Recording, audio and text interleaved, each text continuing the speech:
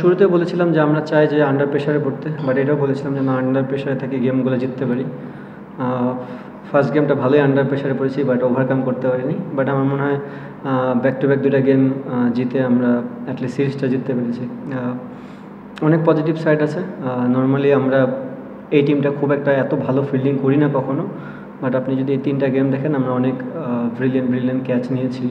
At least ফিল্ডিংয়ের দিক দিয়ে বলতে পারি যে অনেকখানি ডেভেলপমেন্ট দেখা গেছে।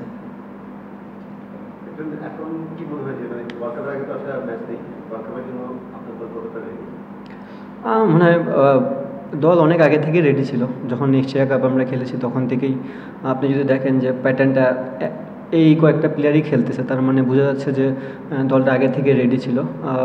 এখন একটা জিনিস যে থাকবে, প্লেয়াররা বিপিএল খেলবে, বাংলাদেশের সবচেয়ে বড় একটা ক্রিকেট।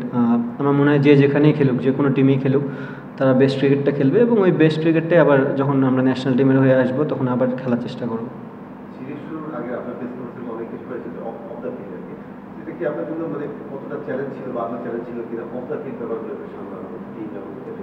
না, আমার মনে হয় টিমে কোনো এটার প্রভাব পড়েনি। নর্মালি ছিল সব কিছু। যেহেতু আমরা প্রফেশনাল প্লেয়ার, আমরা মাঠে গেলে আবার মাঠে ক্রিকেটটাই খেলি, সো ওই দিক দিয়ে আমাদের কোনো প্রবলেম হয়নি।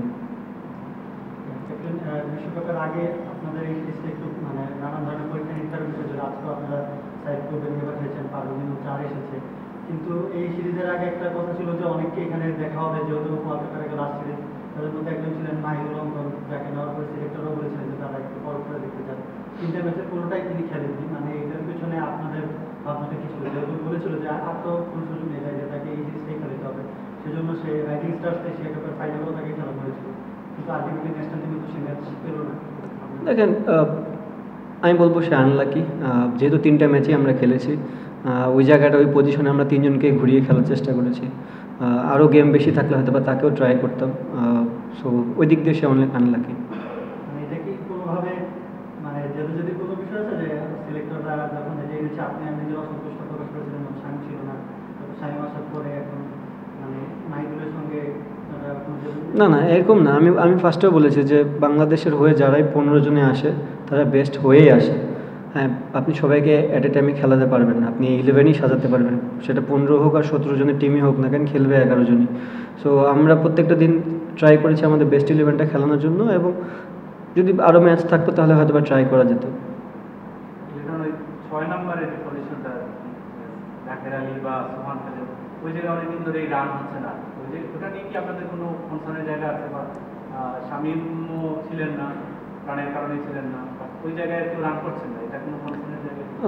না ভাই, আমি খুব একটা কনসার্ন না ওই জায়গাটায়। আমি আগেও বলেছি যে আমাদের প্রত্যেকটা সিরিজ প্রত্যেকটা প্লেয়ার ভালো খেলবে না। আপনি দেখেন, হৃদয় অনেকদিন ধরে একটু স্ট্রাগল করতেছিল যে বড় রানের, বাট এই সিরিজে সে বড় রান পেয়েছে। তার মানে প্রত্যেকটা প্লেয়ারই ক্যাপেবল বড় রান করার জন্য, তাদেরকে একটু সময় দিতে হয়।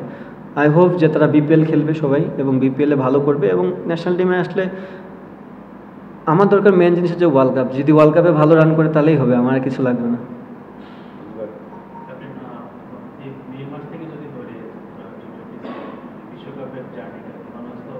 যথেষ্ট ম্যাচ খেললো বলা যায়, ডিফারেন্ট কন্ডিশনে ডিফারেন্ট অপোনেন্টের ডিফারেন্ট কম্বিনেশন আপনার ট্রাই করছেন, আপনি নিচে খেলছেন, উপরে খেলছেন, আজকে সাইকেলটাও চলে যেত। টপ 4 নিয়ে অনেক মানে আপনারা যথেষ্ট চেষ্টা করছেন ডিফারেন্ট সিচুয়েশনে ডিফারেন্ট প্লেয়ারকে চান, এটা কখনো কাজে আসছে কখনো আসেনি, বাট আপনাদের একটা স্যাম্পল সাইজ আছে বলা যায়। বাট যেই জায়গায় আর কি আমরা যথেষ্ট মানে এক্সপেরিমেন্ট দেখি না, সেটা হচ্ছে মিডল অর্ডারে, প্লাস ওই জায়গা থেকে বেশি রানও আসে না। আমরা এখনো বলতে পারতেছি না যে নতুন এবং ফিরে আসা গ্রাহকদের জন্য নগদে চলছে ক্যাশব্যাক সহ প্রতিদিন হাজারো উপহার জেতার সুযোগ। হবে আশা আর ফেরা, সারপ্রাইজ সেরা। এতগুলো ম্যাচ ওই জায়গাটায় কি আর একটু বেশি করা যেত কিনা, এখন থেকে পেছনে ফিরে তাকালে কি আপনার কি মনে হয় কিনা আরো কিছু প্লেয়ারকে ওই জায়গায় সুযোগ দেওয়া যেত, কিছু কম যারা কি রেগুলার সে তো অভিযোগ সেটা মানে আমাদের বলাই যেত না, ধরে রাখতে ওরকম জায়গায় যে আরো কয়েকজনকে ট্রাই করা যেত কিনা, মানে আপনার কি মনে হয় এখন যেহেতু আমাদের হাতে?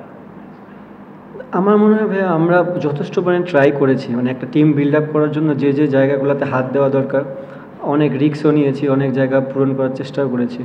আপনি যদি আজকে দেখেন, আজকে লাস্ট ওভার ফিস কিন্তু বল করে নেই, সাইভ করেছে। সো মানে কি একটা জিনিস হচ্ছে তাদেরকে গেম টাইম দেওয়া এবং চ্যালেঞ্জ ফেস করা। আমি তো জানি আমার ফেস কী করতে পারে, তাকে যদি আমি 2টা গেম ব্যাক টু ব্যাক নাও খেলাই, 3 নম্বর গেমে যাই ও আমাকে কী দিবে সেই বিলিফটা আমার আছে। বাট যারা গেম খেলে না তাদের জন্য ওই জায়গাটা সিচুয়েশনে পড়াটা খুব ইম্পর্টেন্ট। সো আমরা এই একটা বছর ধরে অনেক ট্রাই করেছি অনেক জায়গায়। আমার মনে হয় আমাদের যে বাঞ্চ অফ ক্রিকেট একটা সার্কেল আছে 15, 16, 17টা প্লেয়ার, তারা অলমোস্ট রেডি এই জায়গাটা খেলার জন্য। আর দেখা যায় এখন সামনে বিপিএল আছে, বিপিএলের উপর অনেক কিছু নির্ভর করবে তাদের কনফিডেন্সটা কেমন থাকে।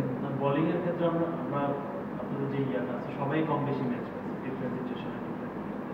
বাট ওই যেটা বললাম ওই ফেজটা আর কি আমরা এখন বলতে পারছি না কি আমাদের মানে যদি হৃদয় পড়বে না অঙ্কন এখনো ম্যাচ পায়, ওই জায়গাটা আর কি আমাদের ওই শূন্যতাটা থেকেই গেল। আমরা মেয়েতে ওই ডিসকাশন করলাম, ডিসেম্বরে এসেও সেই ডিসকাশন। আপনার কি মনে হয় কি এই জায়গায় আমরা একটু আমি আপনারা চিন্তা করেছেন, বাট আমি কিন্তু প্রেস কনফারেন্সে বলেছি যে হৃদয় বিগ ম্যাচের প্লেয়ার। সো হ্যাঁ, না না আমি বলতেছি বিগ ম্যাচের প্লেয়ার, সে ওই জায়গাটা ক্যাপেবল দেখে ওখানে আছে। তো আমার কাছে এটা নিয়ে কখনোই সেকেন্ড টাইম কোনো থট আসে নাই যে ওখানে কাউরে ট্রাই করে দেখার জন্য। আমার কাছে মনে হয় যেসব প্লেয়ার এখানে আছে তারা ভেরি মাচ ক্যাপেবল। ওয়ার্ল্ড কাপে খেলে ফেললেই হবে, আর কিছু লাগবে না। আপনি মাথায় হয়তো আপনার একটু পুরো স্কোয়াডটা সাজানো আছে ওয়ার্ল্ড কাপের জন্য, তারপরে একটা বিপিএল আছে আমাদের ডোমেস্টিকের একটা নেতৃত্ব। প্রমিসিং যদি কাউকে পান, মানে will you pick him up in your squad? এটা বলাটা এখন খুবই কঠিন, যেহেতু বাংলাদেশ একটা বড় লিগ। কোনো প্লেয়ার যদি এক্সট্রাঅর্ডিনারি ক্রিকেট খেলে অবশ্যই তার জন্য জায়গা ওপেন স্টিল। কারণ আপনি প্লেয়ার চুজ করবেন কীভাবে, পারফরমেন্স দিয়ে তো চুজ করবেন। But at the same time আপনাকে এটাও বুঝতে হবে যে প্লেয়ারটা পারফর্ম করতেছে তার কি টিমে জায়গা হবে কি না। কারণ টিমের যদি প্লেয়ারটা ওই জায়গায় যদি পারফর্ম করে থাকে, আপনি তো পারফর্ম করা প্লেয়ারকে বাদ দিতে পারবেন না। তো সব কিছু মিলায় এখন অনেক একটা মাস আছে, আমরা চিন্তা ভাবনা করি। আর তার থেকে বড় জিনিস, সবচেয়ে বড় যে ব্যাড নিউজটা সবসময় হয় যে ইনজুরি। দোয়া করেন যেন ইনজুরিটা না হয় কোনো প্লেয়ারের। ক্যাপ্টেন ইমনকে আমরা আজকে 4-এ দেখেছি। সাধারণত তিনি 4-এ ব্যাটিং করেন, ওপেন কিংবা ওয়ান ডাউন ব্যাটিং করেন। নির্দিষ্ট কোনো কারণ কি ছিল?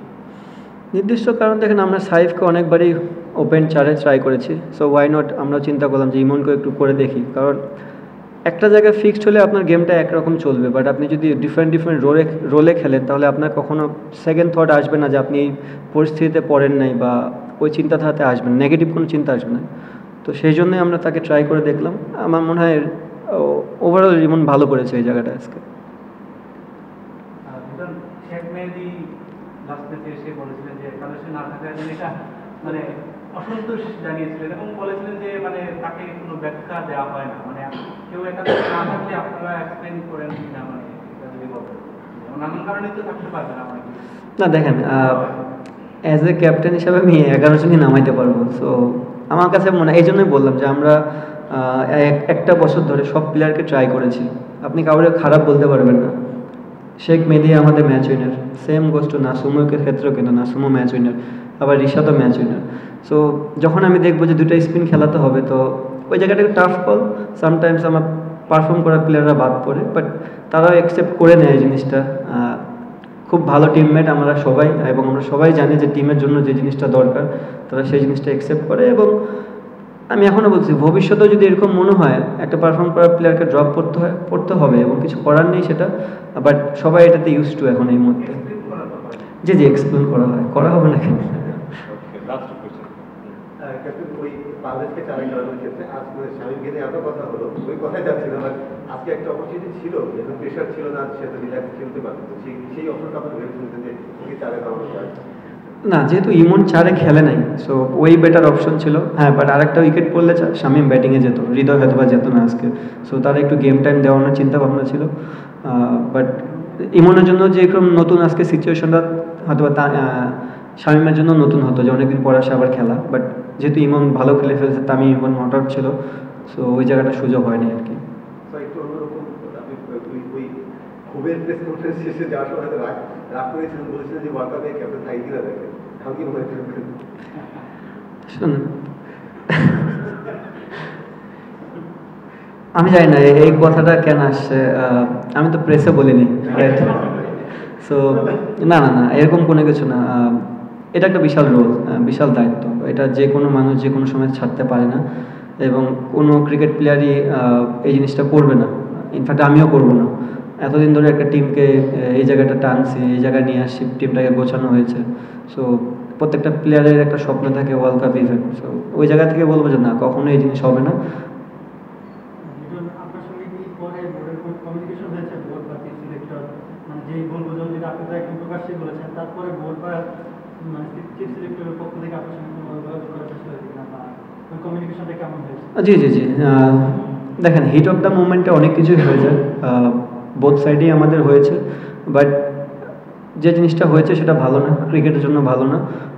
নেক্সট টাইম থেকে এই জিনিসগুলো হবে না, এবং এরপরে আমরা সুন্দর করে বসে কথা বলেছি এবং এটা ভালো একটা সলিউশনে এসেছি আমরা। আরেকটা জিনিস একটু মানে জানার জন্য, এই বছর বাংলাদেশ মানে নানান ধরনের উত্থান পতনের মধ্যে গেছে, তারপরে সবচেয়ে বেশি টি-20 ম্যাচে জিতেছে, সবচেয়ে বেশি ছক্কা রেকর্ড হয়েছে, মানে নানান জায়গাতেই বাংলাদেশ আসলে পরিসংখ্যানের দিক থেকে বেশ ভালো খেলেছে। আপনি পুরো বছরটা কীভাবে সাম আপ করেন, যেহেতু আপনি যে ক্যাপ্টেন ছিলেন পুরোটা সময়, আর এই মাঝখানে যে 2 মাসের গ্যাপ দিয়ে আপনাদের ওয়ার্ল্ড কাপটা খেলবেন, সেটা কি আপনাদের জন্য একটু চ্যালেঞ্জিং হয়ে যাচ্ছে কিনা, যে মাঝখানে কোনো ম্যাচ খেলছেন না, একদম ডিরেক্ট বিপিএলের পর আবার পুরা বছর ওয়ার্ল্ড কাপ টি-20 টিম আমার কাছে মনে হয়, আমি যখন হ্যান্ড ওভার ফার্স্টে করি সেটা একটু ডিফিকাল্ট ছিল আমার জন্য, সবই নিয়ে নতুন নতুন মুখ ছিল।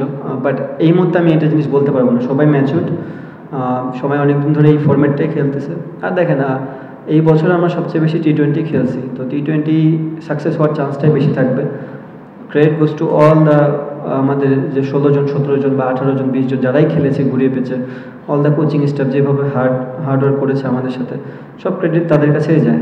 আর একটা জিনিস কি বললেন?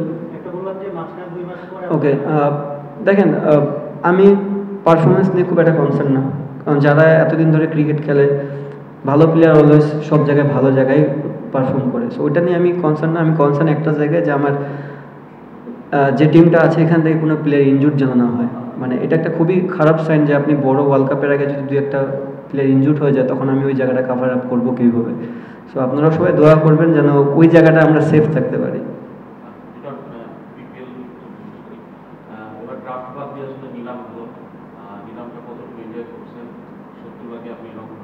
পঁচাত্তর না 70, দুই জায়গায় একটু কনফিউজ আমার মনে হয়, কোনো জায়গায় 70 না 75, 5 লাখ বাড়ায় দেন, সমস্যা নেই।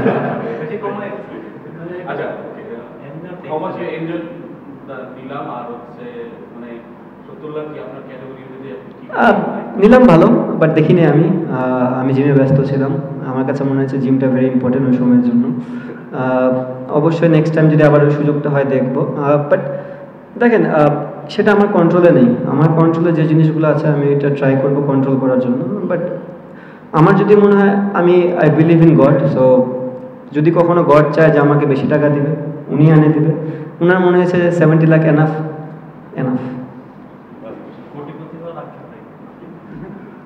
আমি বললাম না, I believe in god, so যেটা আছে আমি সেটাতে হ্যাপি। থ্যাংকস ভাইয়া।